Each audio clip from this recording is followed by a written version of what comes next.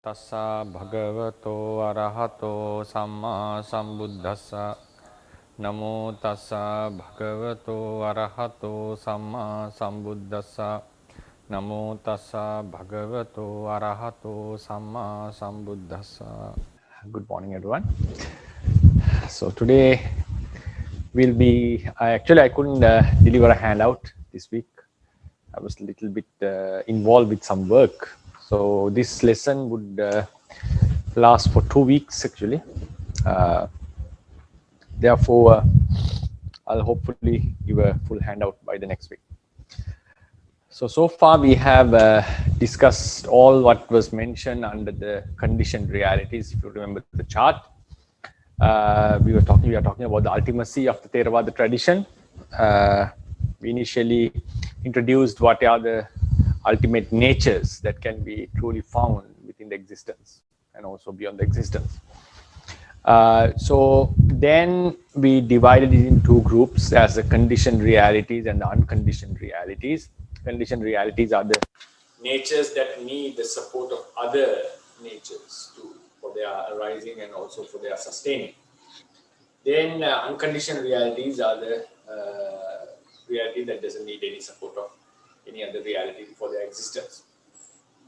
So then in the conditioned group, we had 4 categories, which were called Paramattha Dhamma. Then we had Uppadino Dhamma, Paramattha Jatika, and Anupanna Dhamma. I hope most of you are familiar with now, because we have been talking about these terminologies again and again for a number of weeks. Then we discussed the characteristic of all of these 4 categories, like Paramattha Dhammas, the natures that have their own intrinsic nature, and realities that are related with arising, that arise together with some other realities, connected with some other realities. So they were the Paramattha Dhammas. They were divided into present, past, and future. Then we discussed about 3 other stages of Paramattha Dhammas, some of the stages of Paramattha Dhammas. Upadino Dhammas were the resultants that are supposed to arise as their karma has gained the opportunity. So it's a very important term, having gained the opportunity. When the karma gained the opportunity, the resultant mentalities and materiality that they have not arisen yet are considered as Upadino Dhamma. Then we had another category called Paramattha Jatikas, which are not eradicated, which remains within the mind stream, associated in the mind stream, which are seeking for an opportunity for their arising. Then last group was Anupanna Dhammas. Anupanna Dhammas are the realities that would happen if the conditions remain. And we also mentioned Anupanna Dhammas cover both Upadino Dhamma and Paramattha Jatikas. So then the other side was Saṅkhataparamattha, the Nirvana, and so forth. So today we are planning to have an analysis about what are these last 3 categories. Paramattha Dhammas, most of the Buddhist ones who have studied Buddhism, Theravada Buddhism, are familiar with the reality that truly exists. And then the last 3, Upadino Dhammas, Paramattha Jatikas, and Anupanna Dhammas, are for most of the audience would be some new terminology. So we should have an analysis about them. What are their characteristics? How should we differentiate from each other? And what are the different characteristics that they have from Paramattha Dhammas? And also why all these 3 can be included in the Anupanna Dhammas. Also their relevance, and also how they are different from Anagata Dhammas. That is also something that we haven't discussed yet. So I'll be taking all these 2 lectures, 2 weeks, to have a clear analysis about them, and hopefully we'll be able to distribute them. Actually, the handout is written in Sinhalese at this moment, because I was doing the Sinhalese class advanced to this, which was so I couldn't translate it actually, because I was quite involved in some work. So yeah, we'll go into the chart, and today the topic would be knowing about the existing nature.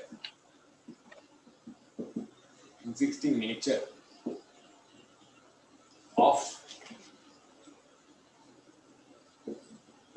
ultimate, the existing nature, the existing nature of the ultimate, or we can say paramattha's. It's better to say the Pali word, paramattha.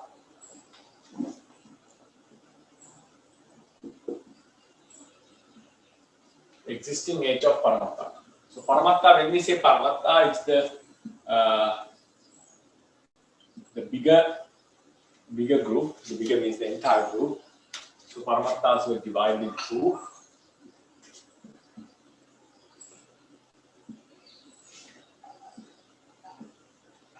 Saṅkhata, condition,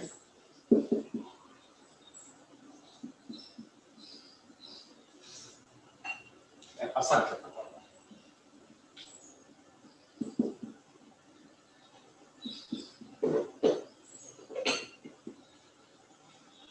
Then the Saṅkhataparamattha was being put into 4 groups: Paramattha Dhamma,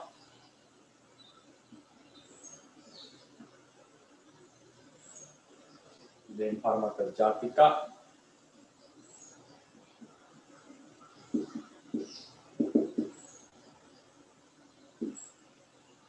sorry, Upadula Dhamma was second, right? Upadula Dhamma we discussed before Paramattha Jatikas.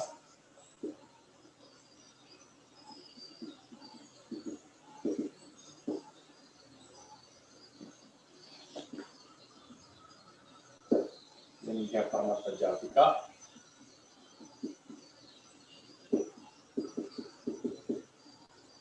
And lastly, Anupadula.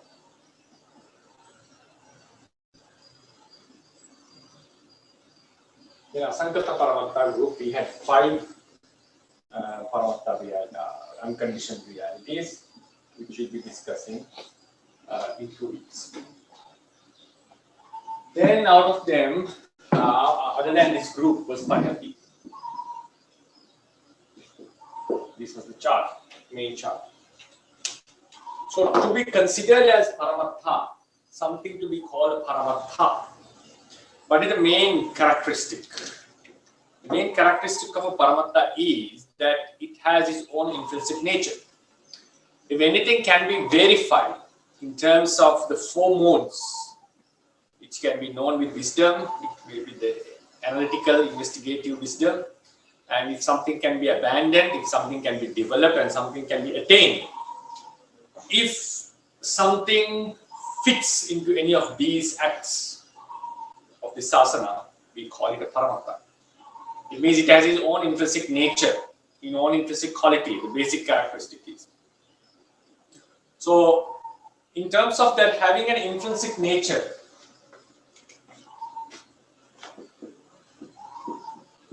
having an intrinsic quality,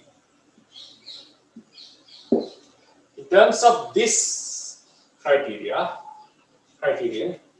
that having an intrinsic nature, paramatthas are existing, panyatis do not exist. So this is the first classification. Something to be called a paramattha or a panyati, what we have to consider is, does it have its own intrinsic nature? Can it be known by its nature or its function? So if something has its own intrinsic nature, that fits to be called a paramattha. If something doesn't have such an intrinsic nature, it should not be called paramattha. It's a panyati, it's a concept. So what is an intrinsic nature? When we investigate in terms of for analytical wisdom, in analysis, for instance, we divide the table, we get into the some wooden parts, then we further divide each part, and we come into some particles. So even a particle is being divided further, we get into certain qualities, the material qualities like hardness, cohesion, heat, coldness, and pushing nature, and also color, taste, and so forth. So therefore, and those qualities are irreducible. They cannot be further reduced into another sub-qualities. Sub-qualities means other parts. So if something cannot be reduced any further, that thing should be considered as as existing. So then, so these, the such, and never a nature like a thing, a substance. Substance means something which consumes a space or which has a shape. A kind of a substance can never be the final datum or the final nature of the existence.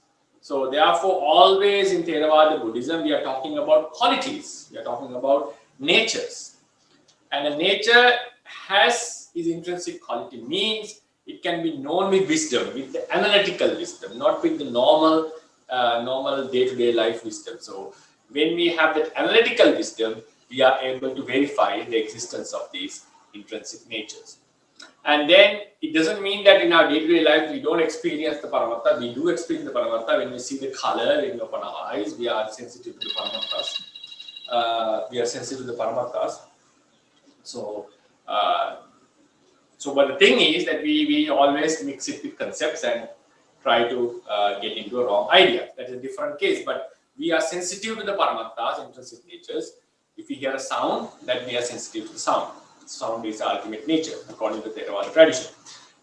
So therefore, if something to be called a Paramattha, if something to be fit into this group, the main definition, the main requirement is it should have its own intrinsic nature, having its own intrinsic nature. And also we mentioned a reality and its intrinsic nature are not two things. There is no duality. It's only the reality itself is the nature and the nature itself is the reality. So in this manner, the panyattis, for instance, we take a table.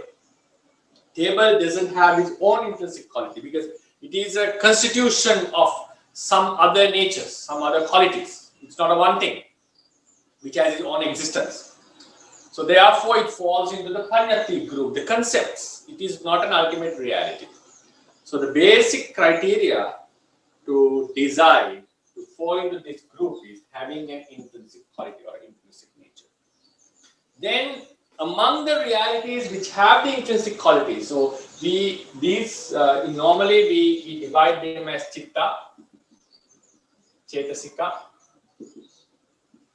rupa, and nirvana in Theravada tradition. What have these intrinsic qualities? That is how we normally divide them. Then among these qualities which have intrinsic nature, now when we talk about the Paramattha Dhammas, we have to talk about it in terms of the arising.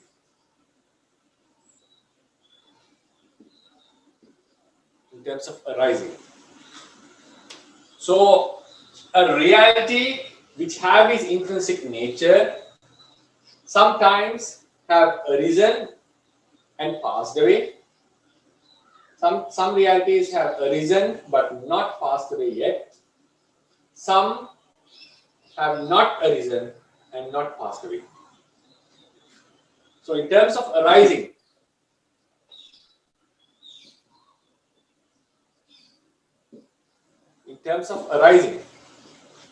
now anything to come into this chart, it has to have an intrinsic quality. So now after this first stage, we are not going to talk about this, emphasize on this, because if something falls into this category, it already has an intrinsic nature. Now among these realities which have this intrinsic nature, now we discuss them about them in terms of arising.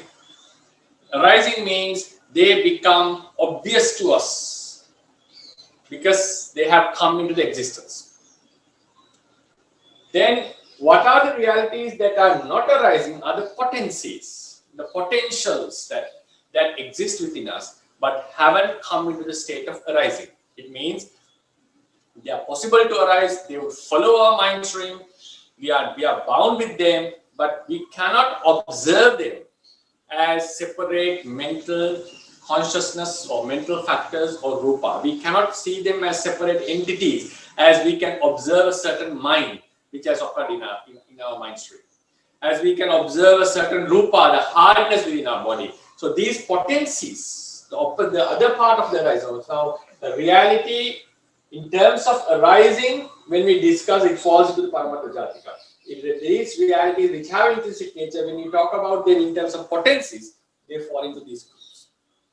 So therefore, here we can see, we have to take out Nibbana when we talk about the conditioned realities, because Nibbana falls into this group. So the realities, now from here, the Paramattha Dhammas, we are talking about it in terms of its arising. Below this, we are talking about the potencies. We are talking about the potencies. But still, we need to analyze them accurately to understand their differences. So now, if a reality has come into the existence from non-existent to existence and already passed away, that reality, if it has already passed away, we do not call it existing. It's a non-existing.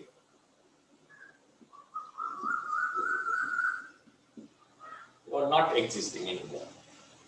And also, if a reality that has not come into the arising yet, a future reality, that also should be called not existing or non-existing reality. Only the realities that have come into the arising but has not passed away yet are considered existing in this categorization.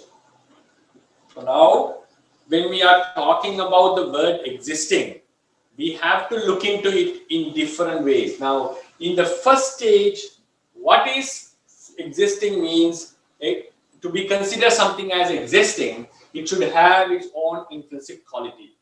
That's the main criteria. So if something doesn't have intrinsic quality, it falls into the non-existing group. These are the existing, those are non-existing. If something has an intrinsic quality, that is existing or not existing, non-existing.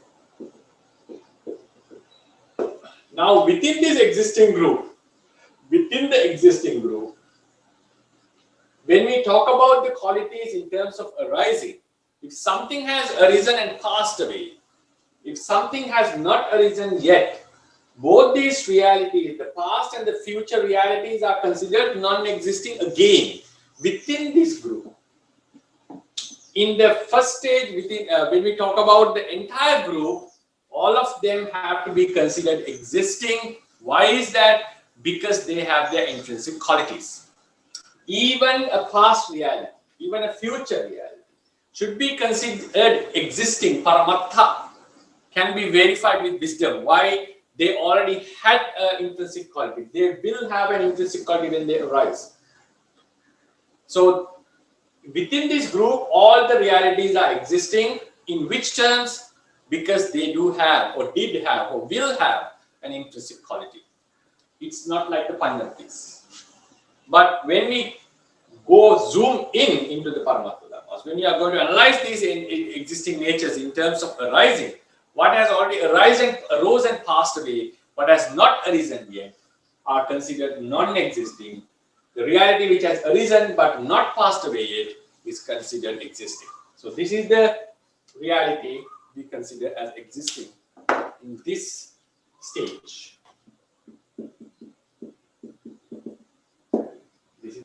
Then we come into the second stage. Now the potencies. We are talking about the potencies. These three stages. If you remember, our explanation about the Upadino Dhamma was, now we'll just go a line here. Now about the Upadino Dhammas, our explanation was, now before we go into this, you should know that from here onwards, something to be called existing, we have two main criteria. Now, these are the potencies that are possible to arise in future. Here we are not talking about the potencies, we are talking about the nature which has arisen, which has not arisen yet, which has arisen but not passed away. So, here we are not talking about the potencies, we are talking about the obvious level in which we can observe the Chitta Chetsikas and mentality. Here we are talking about the potencies. So how do we consider a potency is existing? There are two ways to consider. A potency is considered existing if it is possible to arise. That is the first way of considering. A potency is considered existing if it has the ability to arise. So the second way of considering is a potency is considered existing if it has the ability to give a result. If it has the ability to give a result. Give a result here means actually to arise in another form. Right? So if something is possible to arise, that potency is considered existing. If that possibility is gone, then we consider that potency is not existing anymore. If a potency has an ability to give a result, we consider that potency as existing, and if that potency loses that ability, we consider it as not existing. So this is the main criterion. So when we come to the potencies, this may be something quite deeper to some audience, but I need to explain this before we go into the unconditioned states to clarify these conditioned realities. So I'll repeat again. So when we come to the potencies, if something is possible to arise, that potency is considered existing. And if that possibility is gone or is no more, that potency we consider as not existing. In the same way, some potencies which have the ability to give a result, bring forth a different type of a reality, we consider that the potency is existing, and if it loses that ability, so we consider it as not existing. So the second definition will come later. So first we'll go and try to analyze how do we understand according to these terms. Upadino dhammas, if you remember, how did we define it? A karma has been done, the karma force remains, and after it has gained the opportunity, after the opportunity was gained, it's gained. Now this karma is going to produce some results. This karma is going to produce some results. Those results have not arisen yet, but still, after the opportunity was gained, we consider them as existing.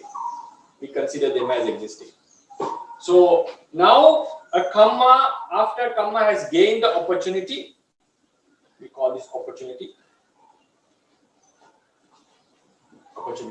After it has gained the opportunity, the realities that are supposed to happen are considered existing.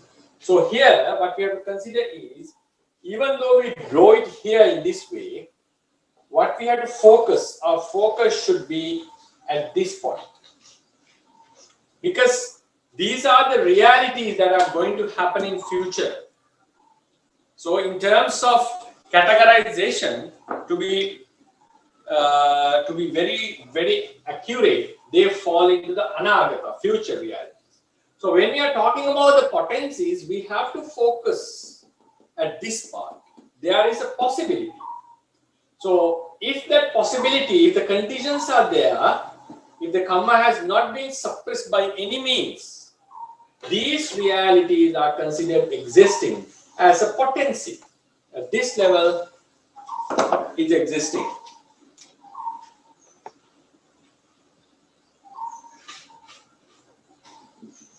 Because the karma has not been suppressed.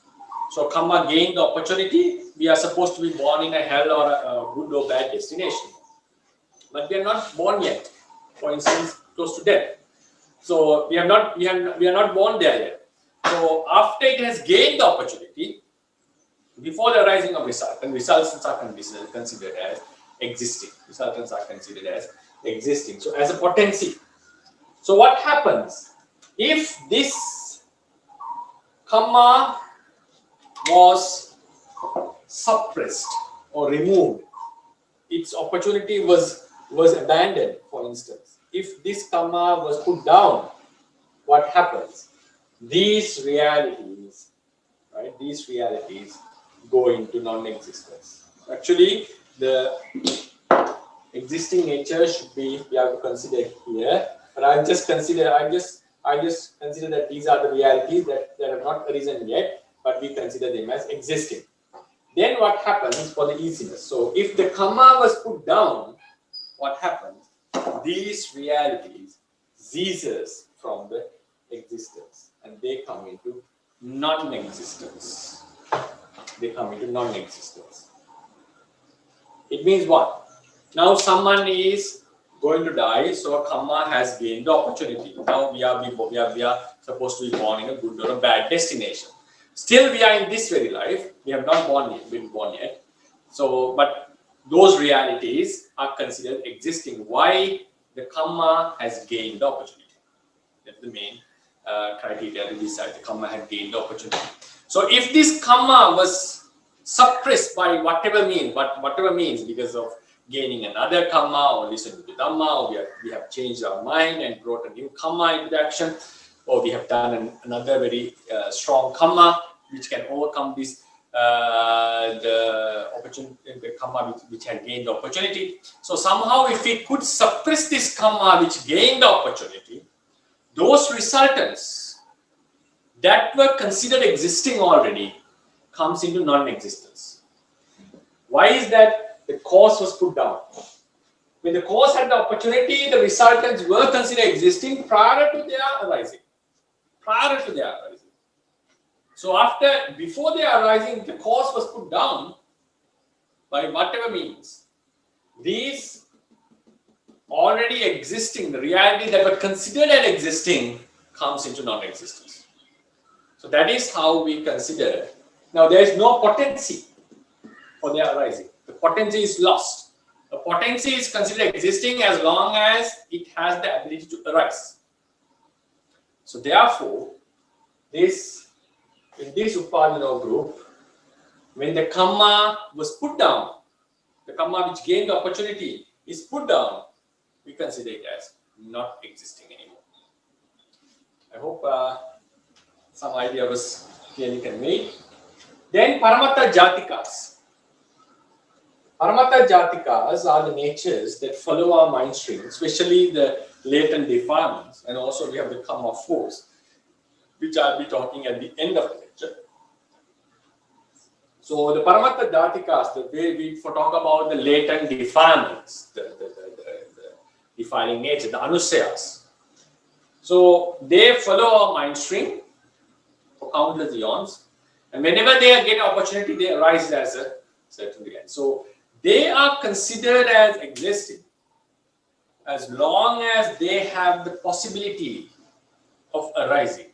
They have the possibility of arising. So when there is no such possibility, we consider them as non-existing. So that making them non-existence can only be done with wholesome supramundane paths, Lokuttara Magga. Only when these paths have arisen, those latent tendencies will completely be cut off. For example, if we know it, now this is the mind stream.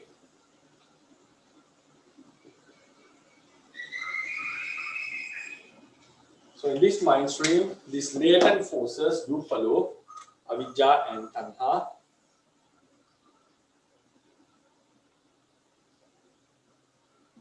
They have possibility that they may arise. So there is a possibility. Potency is there. We normally do not differentiate them. Though they fall into the Paramattha Dhammas when they arise. In the literature, we haven't differentiated them. That's why I put the Paramattha, we normally say Paramattha Jatikas are included in Anupanna Dhammas. So what arises is not a separate reality, though we consider them as Paramattha Dhammas in this literature. So what happens is, if now there is a possibility that they arise, now their possibility, the existing nature is they are possible to arise. Whether they arise or not, it doesn't matter. They are possible to arise when the conditions gather. So what happens if the path consciousness, if you think that this is the path consciousness in red thought, it arises. For instance, if you consider the Arahanta Magga, entire avidya and tanha would be gone after that. There will be no remnants of latent defilements. So what happens? The possibility of them arising in future is no more. There is no way defilements could happen because the latent forces have been removed. So what happens? They come into non-existence. How they came into non-existence? Because of the path consciousness. A potency is considered non-existing. It doesn't exist anymore, and also it means it is not possible to arise any further. So we can look into this potency case in two ways. The potency is no more. That is one way of considering. The potency is not going to arise any further. So when we consider about this aspect, we consider that because they are not arising any further, they are not existing. It means like even they have been suppressed for some time, they are still possible to arise as long as they remain. So in the potencies case, we can look into it as something that really exists at this moment, and also we consider it as something that could arise in the future. That's why these potencies fall into Anupanna Dhammas, because we have to consider it in two ways. That's something which exists at this moment, which has not arisen yet, which would arise in the future. So therefore, these lobha, dosa and moha are not possible to arise any further in our mind stream. So therefore, we consider them as non-existing. Yeah, we consider them as non-existing. When the path consciousness has arisen and cut off, they are no more. In the Upadino Dhammas level, if the karma which gained the opportunity was put down, those Upadino Dhammas are not existing any further. They were considered existing prior to their arising. Why? Because their karma had gained the opportunity. So if the karma was put down, they are no more. Now, in the Paramattha Jatikas, they were possible to arise if the conditions were there. When the Paramattha, when the path consciousness cut off them, past consciousness arisen, they completely are removed, and they are considered as not existing anymore. Then we come into the last group, the Anupanna Dhammas. Anupanna Dhammas were, these are the mind stream, and then if we consider this as the death moment, as long as there is karma and kilesa, avijja, tanha and karma are there. So we are bound to have some realities in future. We are not free from these realities. They were called Anupanna Dhammas, the non-arisen realities from which we are not free. So what happens if the path consciousness eradicates them? If this is the path consciousness, if it eradicates these causes, what happens? Now, prior to this path consciousness, before the path consciousness, these realities were considered existing. We talked about this in the previous lecture. So that's why a putujjana suffering that is going to come is considered as existing. We are not freed from it. So what happens when the causes are removed? Why they are considered existing? Because the causes are still prevailing. When the causes are removed completely, those non-arisen suffering or the non-arisen reality would come into this. So then we consider them as non-existing. So after the causes are removed, Anupanna Dhammas come into non-existence. If the opposite quality was aroused, these Paramattha Jatikas comes into non-existence. If the karma which gained the opportunity was put down, the Upadino Dhammas comes into non-existence. So their existing nature is opposite of that. When the karma has gained the opportunity, those resultants are considered existing prior to their arising. Now, Paramattha Jatikas, as long as the path consciousness is not aroused, Paramattha Jatikas are considered as existing. Right? I consider as existing. As the causes remain, the Anupanna Dhammas are considered existing. When the causes are removed, they come into non-existence. When the path consciousness arose, the opposite force was given, they come into non-existence. And when the karma was put down, the resultants would come into non-existence. This is how we consider the existing nature of Upadino, Paramatta Jatika and Anupanas. But when we come to Paramatta Dhammas, the existing nature is exclusively depending on the state. If something has arisen and passed away, we consider it as non-existing. If something has not arisen yet, we consider it as non-existing. If something has arisen and not passed away yet, we consider it as existing. So therefore, in the literature, when we consider about this word existing, the Pali term would be Vidyamanatha.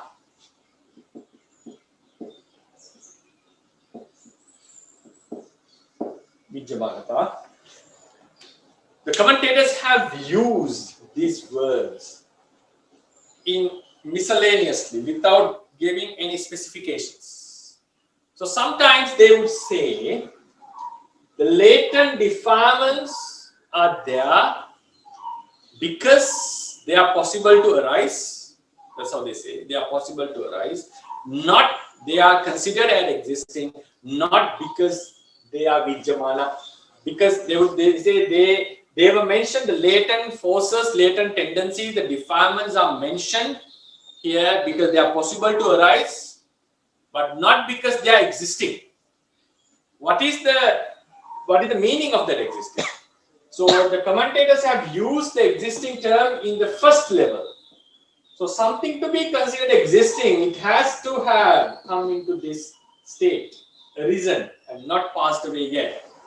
So in that approach, these realities have not existed, are not existing because they have not come into the arising.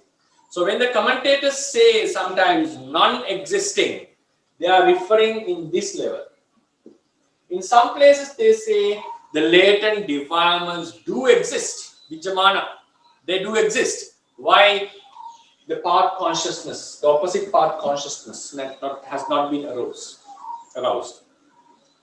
So therefore, when we encounter the term existing, we have to consider it in which level the word has been used.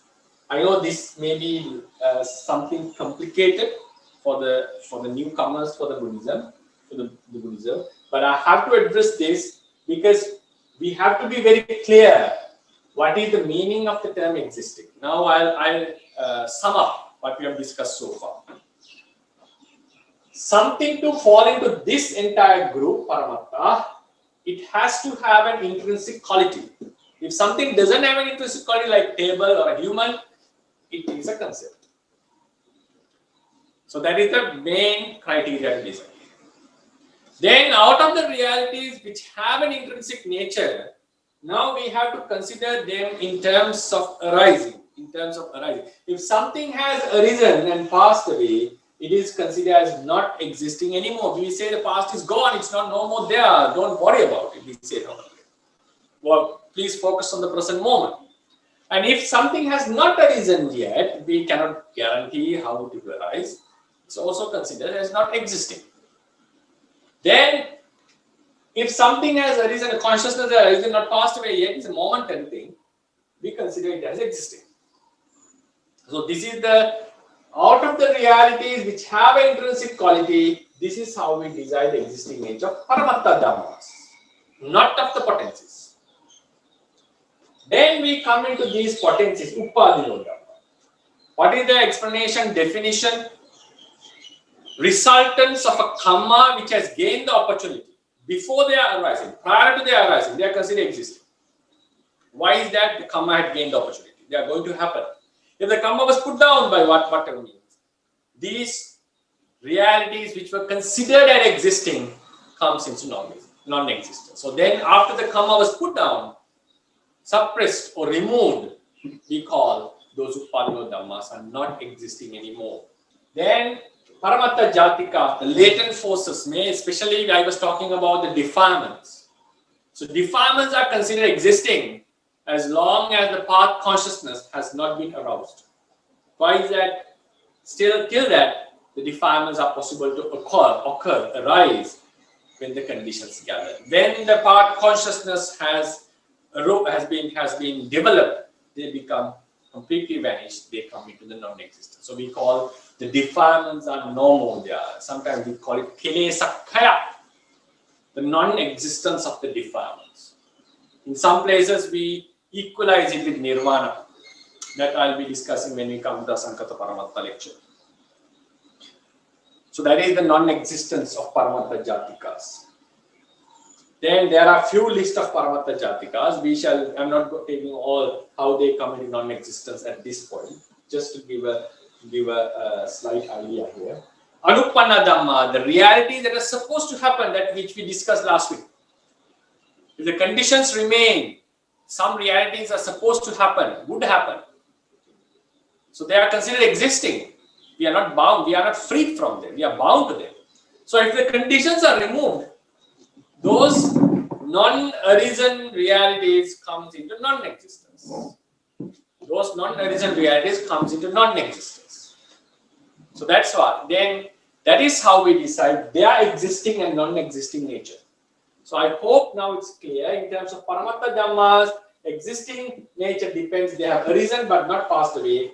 Non-existence are the reality that are passed away and not arisen. Yet, in the Upadino Dhamma, when the karma had gained opportunity, the resultants that are going to happen are considered existing and they are arising. Now, after the karma was put down, they come into non-existence. Paramattha Jatikas, defilements are considered existing as long as they are possible to arise. When the path consciousness arises, they completely goes, vanishes. The potency is no more, then we consider them as non-existing. Then Anupanna Dhammas, the reality that are going to happen if the conditions remain, Kilesa and Kama, when the conditions are removed, the Anupanna Dhammas comes into non-existence. So this is how we decided. Now the final part is that regarding Paramattha Jatikas, we have two main ingredients, the Kilesas and the Kama. I mentioned that I will be discussing this at the end of the lecture. Now I was talking about the Avidya and Tanha. The Kama Sati, I'll call it K. Kama Sati, even though the path consciousness arises, that Kama would not be removed. Kama would not be removed, even the path consciousness arises. So how the Kama, but still we have a term called Kama Kriya.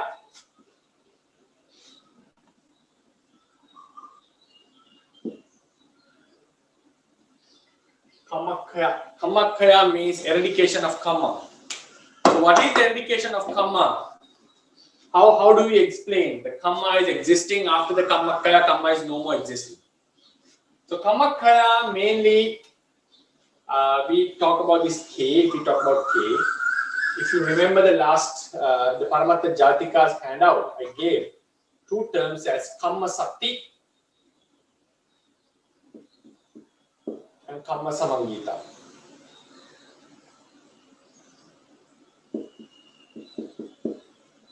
Kama Sakti and Kama Samangita. So last time someone from audience asked, what is the difference of these two? Kama Sakti is the force of Kama, remaining within the mind stream, regardless its ability to give a rebirth or not. Kama Samangita means the Kama that are capable of giving a rebirth. Out of the Kama Sakti, Kama Samangita is a part. So Kama Samangita is the Kama Sakti which is capable of giving a rebirth, and it needs the support of defilements, avidya and tanha. Only when they have the support of avidya and tanha, Kama is able to give a rebirth.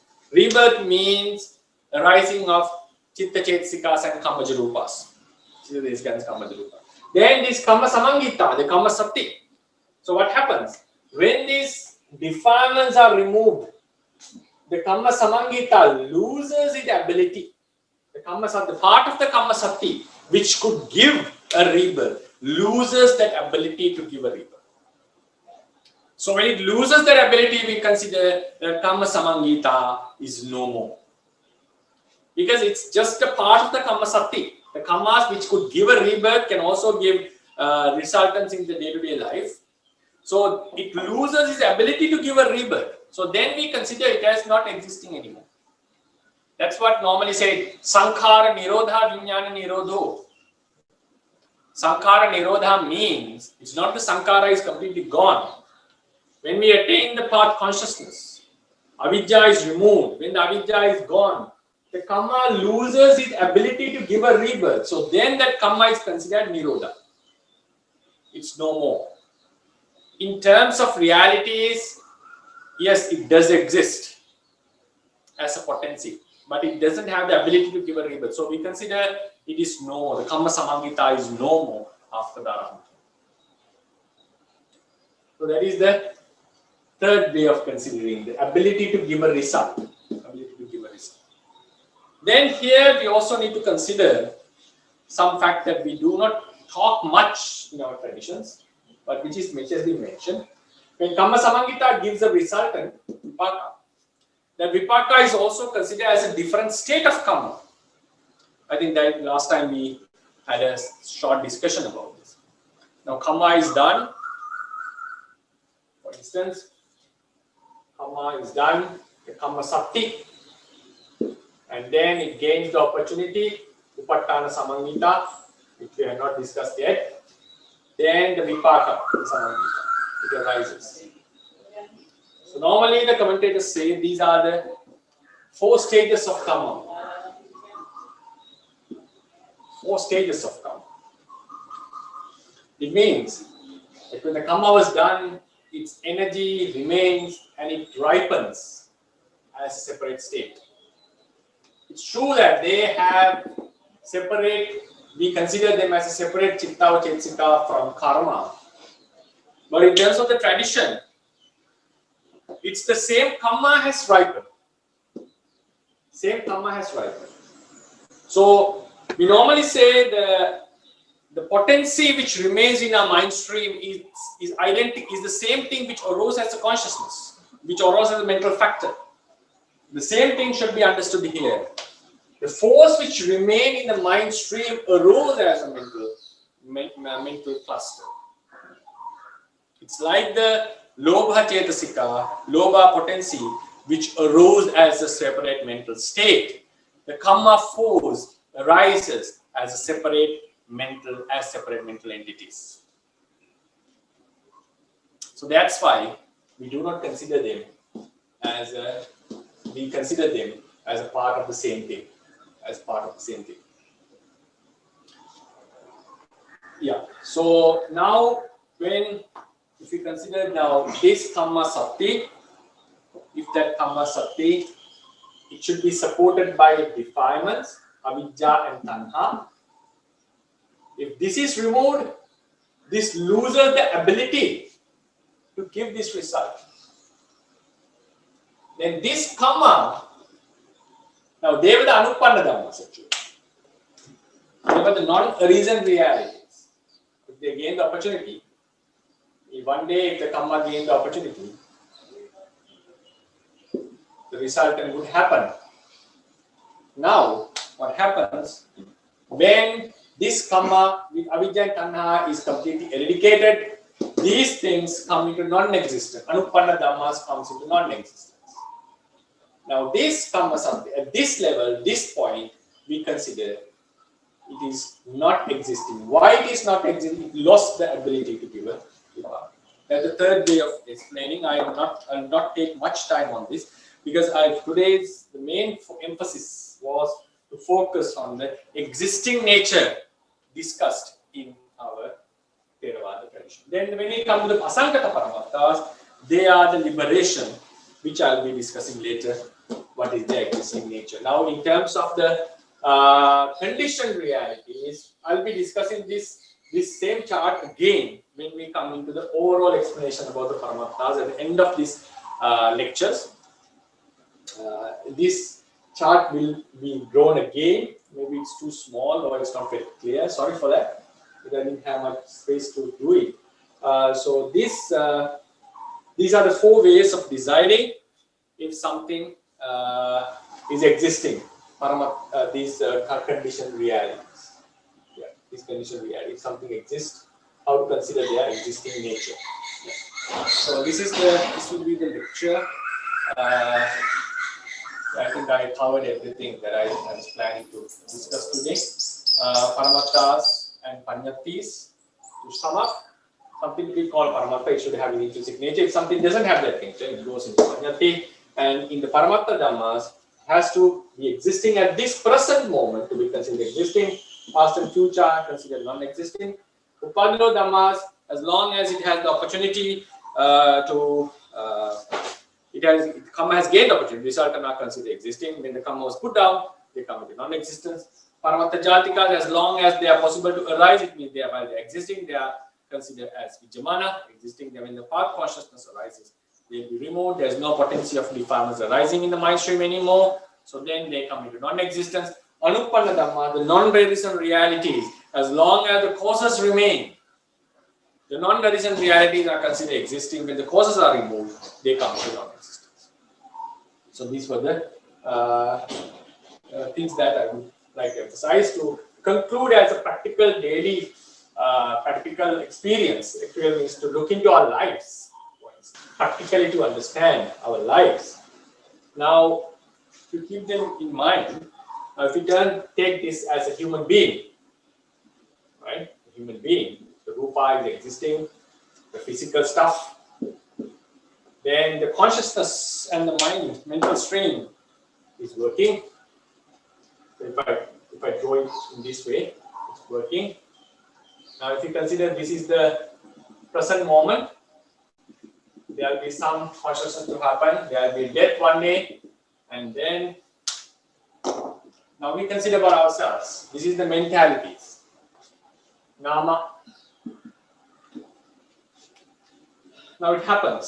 So, but we know that we have the even though we may have some pleasant mind moments at the moment, we know that there is a possibility that avijja and tanha is following us at any given time. When the conditions gather, they would arise. So there is a potency. Even though this may be a wholesome mind moment, we know that it is bound to happen if the conditions gather. So therefore, they are following us, not as a mind, not as a mental factor that is observable. Something as a potency follows us. We should know, consider ourselves that when we consider human being, we cannot just put them into nama and rupa and finish the discussion. Something addition is there. What is that? The potency of defilements, they would arise at any time, at any given time. That also is something ultimate, is an ultimate nature, because those qualities are following us. Whenever the conditions gather, they arise. Then there's another factor called karma.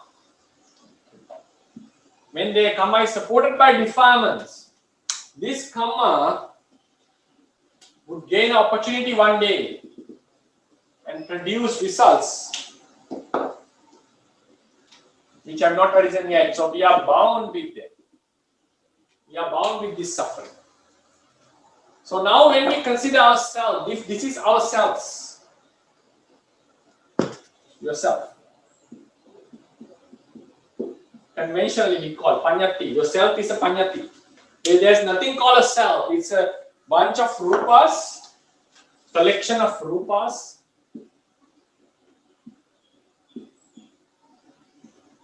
Not one thing. And a mental stream. Each mind is different from each other. So there is no self. Yourself is a concept.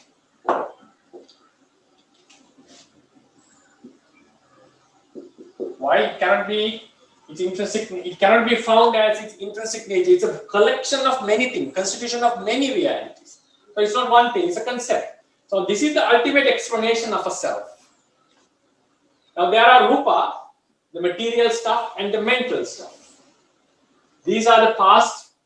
This is the present. This is the future. Right? I'll just keep the future part because I'll be discussing about it in the next lecture. What is the difference of future and these realities, these states, and what is the difference of the future realities. Now, at this level even, now think this is the present moment. Think that this is a kusala chitta, wholesome chitta. Also, while we are listening to dhamma, we know that even though this is a wholesome mind moment at this moment, we know that we are being followed by certain defilements, so they can arise at any time, at any given time when the conditions gather. So that potency we cannot avoid from the diagram. It is there. That is why we need to practice. It's the ultimate state, but not in the level of Chitta Chetasikas which has arisen. So then these defilements could arise at any time and give some unwholesome mind thoughts. At the same time, we have an abundance of karma that we have done in this life and the past, which could gain opportunity in future and give results. Whenever they gain the opportunity, when we are close to death, these are the upadino dhammas. They are about to happen. Before that, prior to gaining opportunity, all the realities that could happen in future, we are not bound, we are not freed from them. So it means when we consider our lives, we have to always consider about the suffering which is going to come. We are bound with that suffering. We are not free from it. It's not a suffering that is not belonging to us. It is something that belongs to us. Why? This is the same. The entire thing is the self. Even though I specifically mentioned this, we have to consider this body, everything. This is the entire thing. This is the self. So when we consider about ourselves, we should not confine it into only nama and rupa. We have to consider the potencies that are following us, that are our kilesas and karmas, and also the suffering that is going to happen in future. So this is very utterly necessary in Vipassana meditation when we come to Hridaya Vedana. We have to have a good understanding about this. The real fear comes knowing these natures that are going to happen in future. Anupanna realities, that the reality that suffering from which we are not free from. So therefore, when we analyze a human being or a living being, normally what we do is we say it's two nama and rupa, it's not wrong. But when we acutely analyze this and explain it in detail, we have to focus on these potencies and also the non-existent realities, anupanna dhamma. They are considered existing even at this moment. Why is that? We explain it. Why they are considered existing. As long as the causes remain, anupanna dhammas are existing. When the causes are removed, they come into non-existence. So because the causes are still there, we have avijja, tanha and kamma within us. These suffering that is going to happen in future, we are not freed from that. We are bound to that. So therefore, when we consider about ourselves, we have to consider about this suffering that is going to come here. And then the Paramattha Jatikas, as long as the opposite Magga is not aroused, these latent tendencies will follow us. That's why they can come up at any time and defile our minds. So when we talk about a living being, we also have to consider about these potencies. Because now, then in the following lectures, when we come to explain the nirvana, what is the liberation, we get rid of some of these anupanna realities. So then we understand the real bliss of nirvana, how it can be the highest bliss, only when we explain it in this manner. So therefore, this would be the lecture for today.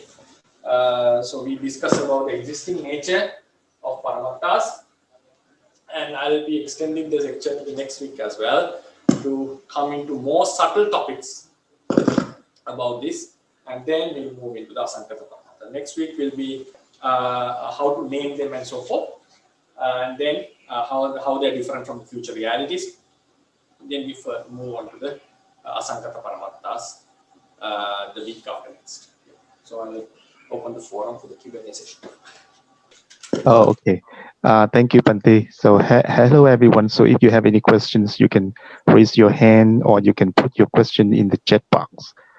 That is a very interesting lecture, Bhante. So I kind of have a question about this. So let's say if we say that when you say that we consider being, then we cannot just consider nama and rupa, but we have to consider we have to put together with the potencies and the things that we are bound to experience. So if we put it that way, then we say that is some kind of a self in it's not a self, how do I say this? It's like some like a some kind of a group of entity. It's like, separate between this being and the other being. So there is something there. Maybe it's equivalent to the cell, but not at the cell in the thing that we rejected in the Buddhism. Can we think about it like that, Bhante? I'll put the question again. I think I don't know whether I need to clarify it again. So it means now when we look into this chart, we can see it's not only Nama and Rupa, there is something individual within ourselves, these potencies and so forth. So, and also something that carries from life to life. So isn't there something similar to a self? We know in Buddhism that self has been denied, the idea of self has been denied, but there is something similar to the self underlying the Nama and Rupa. Is it the question? Yes, Bhante. Because for example, this thing, this thing of mine is different from yours. That's what I mean. So it's like individual thing. Yeah, it's a very good question. Now, because these things are different from each being, for each being. So we have an individuality, which is very close to the self. This was a problem. This was also an issue before the third council. So what happens now? According to when we go into the doctrine, we find these kind of qualities. So what happens was if you go into the first question of the Katavatu, we see the Puggala, Atti Puggalo, Saṅkhataparamattha. So what some group, the Puggalavadins, they said, another group other than apart from the Theravadins, they mention, as you said, there is something that is individual to every being and also which facilitates this transmission of these qualities from life to life. And they mention there is something called a Puggala. Something called a Puggala, which is not a self, but an entity, which carries all these karmic forces, defilements from life to life, and it is individual to everyone. So Theravadians didn't like this idea because the word was not that much proper, and they were attributing it to one entity called Puggala. That Puggala transmigrates from life to life, but it is not a self. Why is that? The idea of self denied in Buddhism, it has certain characteristics. Self-arising, arises by itself, sustains by itself, doesn't depend on others. Or if we consider about this state, this does depends on others. The level of avidya, tanha increases, decreases. Kamma greatly depends on avidya and tanha. When the path consciousness arises, it completely goes away. So they do not fit into the criteria of self denied in Buddhism. So for that we have to understand what is the denied idea of self in Buddhism. It's sustained by itself. It remains unchanged as a core. It has a self-governing quality. It is able to govern other realities. So these are the ideas that are denied in the Buddhist teachings. So therefore, as you said, isn't that something individual like this? So the Puggalavadins went into an idea called Puggala. But the Theravadians didn't prefer this idea. They explained it in terms of Anusaya, Paramattha, Jatikas, Kammas, and all this. So in the end, I feel like they were not that much wrong, because instead of explaining them as separate entities, they brought it as a one entity and mentioned this entity transforms from life to life, and they also denied that it's not a self. It's not a self. It is something that instead of explaining them with multiple realities, they attribute it to one person, one thing that migrates from life to life. So as you said, isn't there individuality? Yes, there is. And that is also the one reason why we consider this as a one thing, ekattanaya. This has one identity.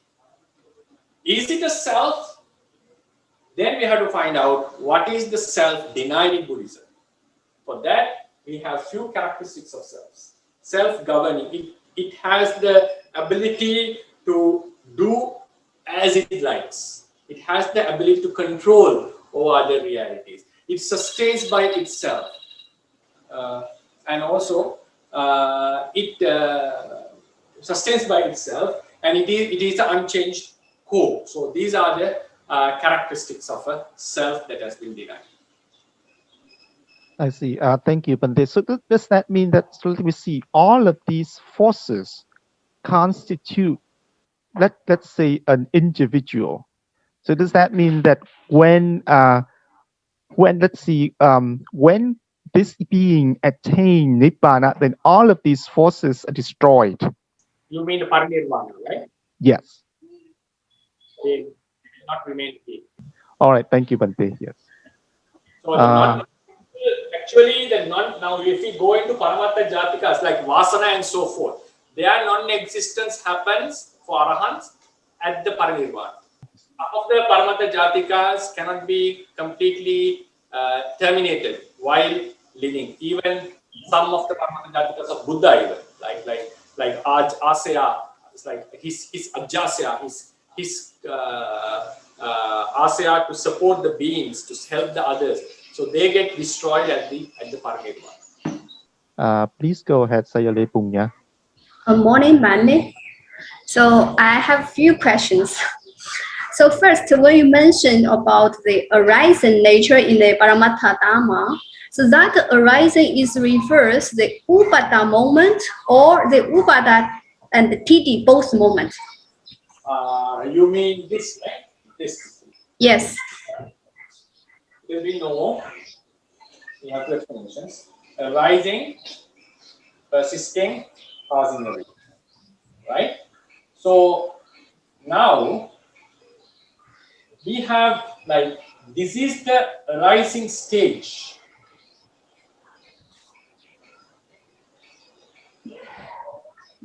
Arising like Upadakana stage. This is the actual arising.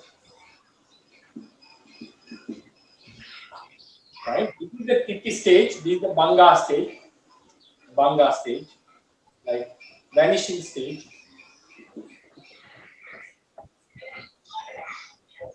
This is the actual vanishing.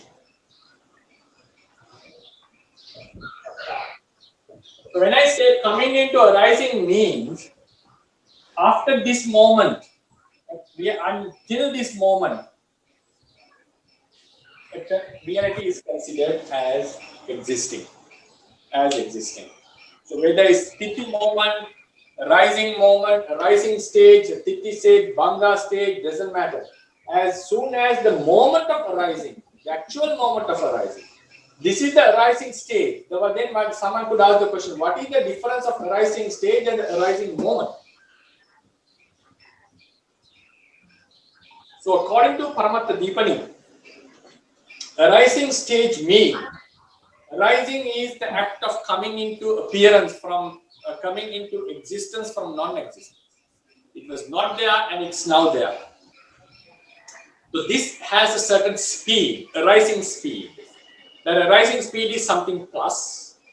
So that speed would reduce and come into a hold, like a stone is put into the sky. The acceleration reduces.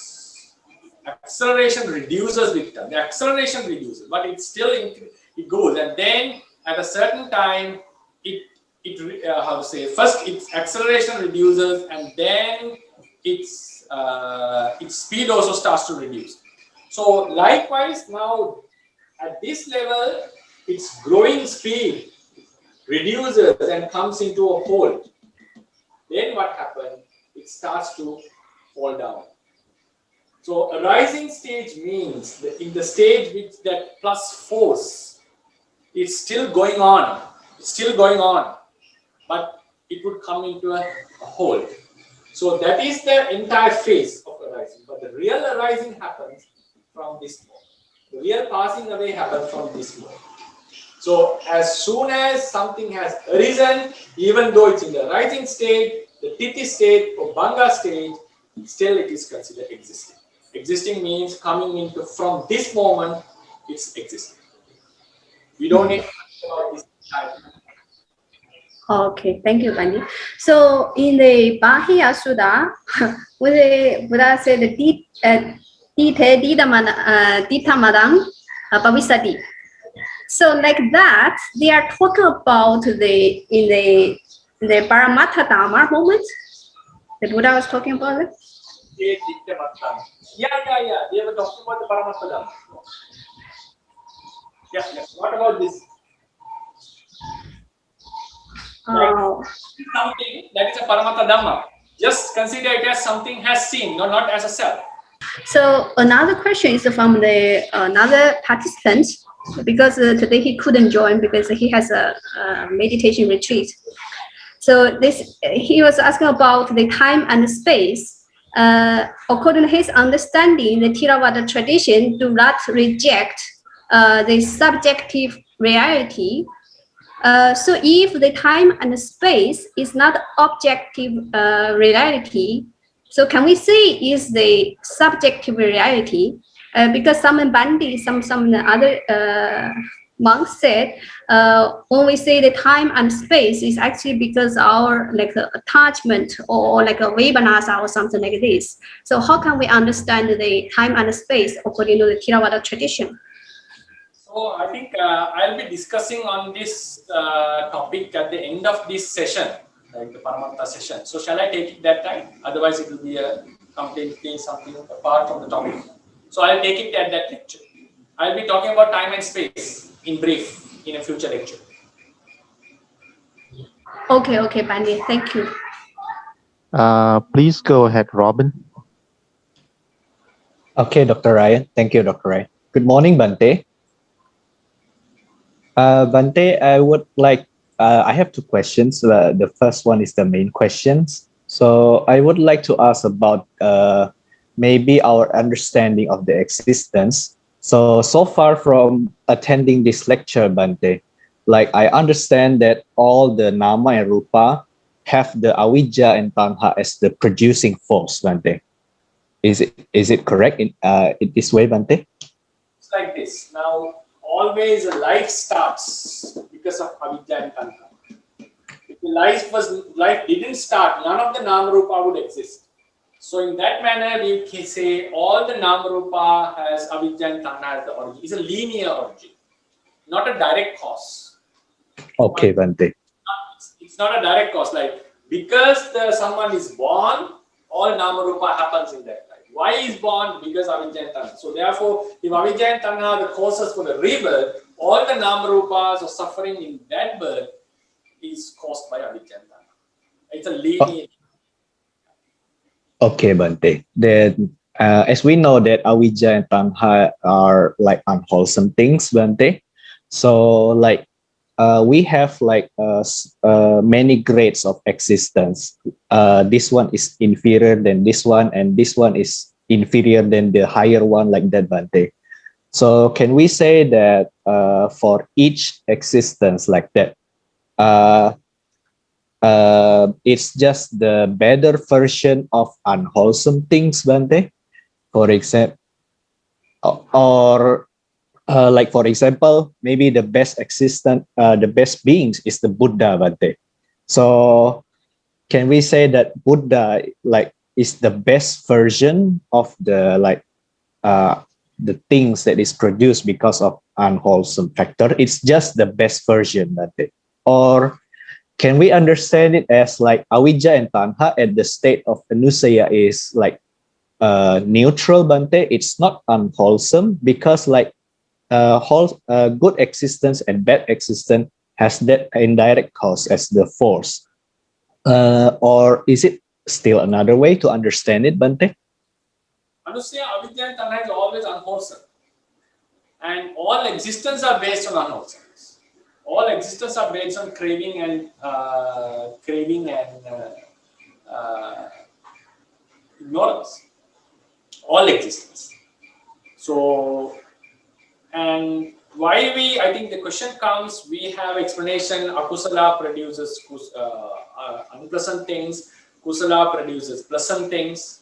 So this is a paramattha explanation. In Abhidhamma, we already say unwholesome and wholesomeness. Yes, Bante. Like maybe like Brahma is higher than Dewa, so but can we say that Brahma is just the better version of the unwholesome things like that? Bante? Not say like that. Kusala produces pleasant. Kusala produces unpleasant. So this is the Paramattha explanation. But when we go into the ultimate, like noble truth explanation, both Kusala and Akusala produce unpleasant. In all existence are suffering. All existence are suffering. There can be even the Buddhahood is a suffering. You cannot consider it as a pleasant state in terms of noble truths.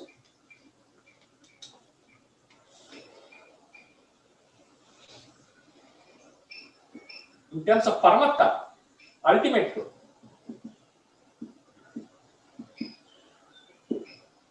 Noble truth is more deeper than ultimate truth. Now, it's a part of the ultimate truth, that's true, but it's the way of looking is much deeper. So in the ultimate truth, we say Kusala would bring pleasant results, Akusala would bring unpleasant results, like Kusala Vipaka, Akusala Vipaka. But when we consider them in terms of Anicca, Dukkha and Anatta, they all fall into the unpleasant truth. So whether it's Kusala or Akusala, both brings unpleasant things. So every existence is an unpleasant thing, it's a suffering. So therefore, then we find that some existences are better than the others. That the reason is the nature of the kusala, nature of the karma. What sort of karma produces them? It's not only avidya and tanha producing the life. Karma, it needs karma as the instrument. So the nature of the karma determines the nature of the existence. But in terms of the bigger picture, whatever existence is an unpleasant thing is a suffering. Whatever exists is unpleasant thing. So Buddha once mentioned, compared to nirvana, all the existence are considered as dukkati, woeful realms. Compared to nibbana. Compared to sugati, dukkati is like blissful state, and apaya is awesome, like woeful. But when compared to nirvana, all existence are considered as woeful. Because it's an unpleasant thing. So therefore, even a life of a bodhisattva is a suffering. That's why he advocated nirvana is the highest bliss. So then the next thing is now avidya and tanha. Avidya and tanha cannot produce alone. It produces through karma, the existence. Sugati and dugati, good and bad existence. Sugati and dugati. So now in terms of the noble truth, both are suffering. But still we see this is better than this. That is determined because of karma, not because of avidya. Avidya and tanha also plays a role. They also have a huge effect. I don't say that only karma can produce this. The nature of avidya and tanha also has an effect. But karma plays the biggest role. If the karma was pleasant, born in a pleasant stage, pleasant life, unpleasant in a bad, they are supported by Buddha. But when you consider about the entire thing, avidya and tanha have produced only suffering. Okay, Bante. So it's depending on which context we see it, right, Bante? Okay, Bante. And the second question is like related to Dr. Ryan's question, Bante. So the like the Puggala, it is the concept that is mentioned by the Puggalawadin, right, Bante? I would like to know like how the Theravadin refute that idea, Bante. Like is it refuted by the Theravadin? They were talking about one entity called Puggala. So they were against that. There cannot be such an entity. There cannot be such an entity. That's what they refused. They didn't refuse the mechanism. They also had their own mechanism, like explaining karma and avidya and so forth. But they refused that one entity traveling from life to life. That idea they refuted in many ways, like 12 ways that they refuted. like I forgot actually. There are 12 ways that they refuse the. I'm not confident to teach it at the moment. That's the thing. Okay, Bante. Some references from sutras and all, they stated that there is no such a person called Pugala who transmigrates from life to life, even though they claim it's not so. Okay, Bante. Sorry, Bante. Actually, I still have one more question, Bante. Is it okay? Just a short question. So about the Kama Samangita, Bante. So when we attain the lower part before the Arhanta part, so can we say that some Kama Samangita are destroyed, Bante? Partially destroyed. For example, for Sotapanna, the Kama Samangita to be born in Apaya is destroyed. Anagami is Kama Samangata to be born in the Kama realm is destroyed. Okay, Bante. Okay, Bante. Thank you very much, Bante. Sadhu. Okay, thank you, Bante. Sadhu, sadhu, sadhu. Please go ahead, Sayale Punya. Sorry, Vanny, I have another question regarding like Mr. Robin asked us one.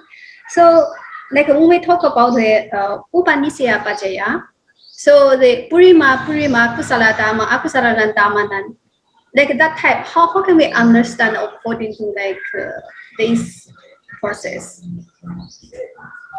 That is also Paramata Jatika actually. I didn't put it in here, but I could have put it there. There are some we have ultimacy, concept, and something in between. Something in between. Remember, I wrote something in between. Ultimacy, paramata, concepts, and something in between. In that between, we found that there are three Pachya forces.